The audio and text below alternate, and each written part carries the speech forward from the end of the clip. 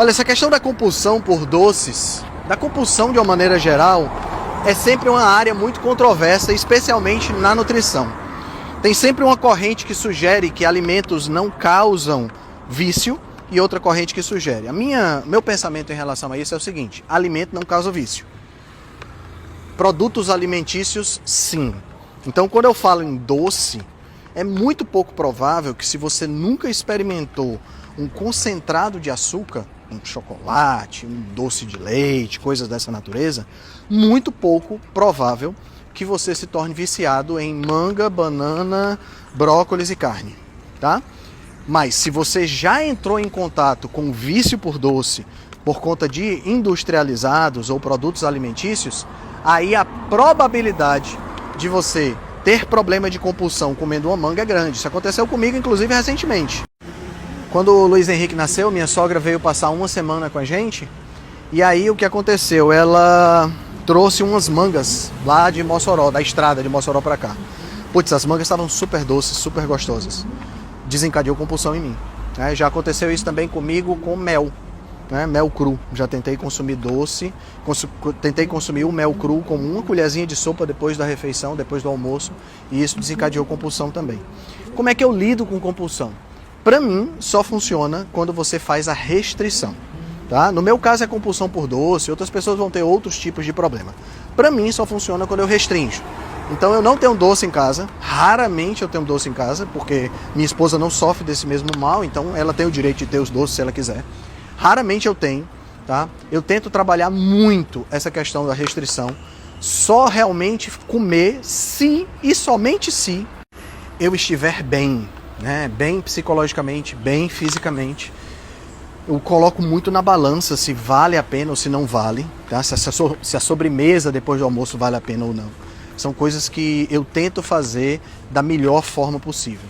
É uma coisa, pessoal, assim, esse negócio de vale a pena, não vale a pena, essa coisa, a compulsão ela é muito psicológica, tá? Existe uma dose de dependência física por dopamina, por açúcar, né? O açúcar ele é uma double-edged sword, né? Ele é uma espada de fio duplo, né? Porque ele te dá o problema da compulsão pelo excesso de insulina liberado, que acaba tornando o cérebro resistente à insulina, fazendo com que você precise de mais doce para sentir o mesmo prazer, e ele te dá o problema porque ele aumenta a produção de dopamina, que acaba fazendo com que você tenha a associação de prazer também. Então, essa questão da compulsão precisa haver uma restrição. Eu lido com a restrição dessa maneira, tentando colocar os prós e os contras se eu vou ou não cometer esse deslize, vamos dizer assim. Henrique, qual a importância dessa questão psicológica? Para mim, a importância é máxima. Eu faço terapia desde 2019, já tem 5 anos, indo para 6 anos de terapia, no meio do ano faz 6 anos. Aliás, no meio do ano não, já está fazendo 6 anos, foi no começo do ano de 2019. E a terapia me ajuda muito, porque me permite entender um pouco do que está sob a água, né? Eu encaro a mente humana como um iceberg. Você sabe que o iceberg só tem 30% dele fora do oceano, né? Exposto ao ar. Os outros 70% estão debaixo. E a mente humana é muito isso. E esse 70% a gente não tem acesso de forma consciente, só através de estratégias específicas. Então, para concluir, restrição é importante? Sim. Não comer é importante.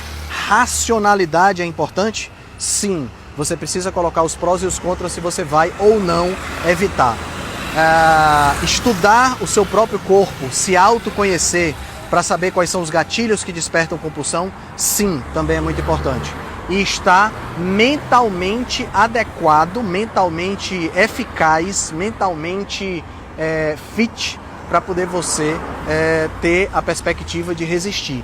E essa mentalidade, ela é adquirida com o estudo, autoconhecimento e principalmente com um apoio psicológico adequado. Então eu sugiro terapia para absolutamente todos os meus pacientes.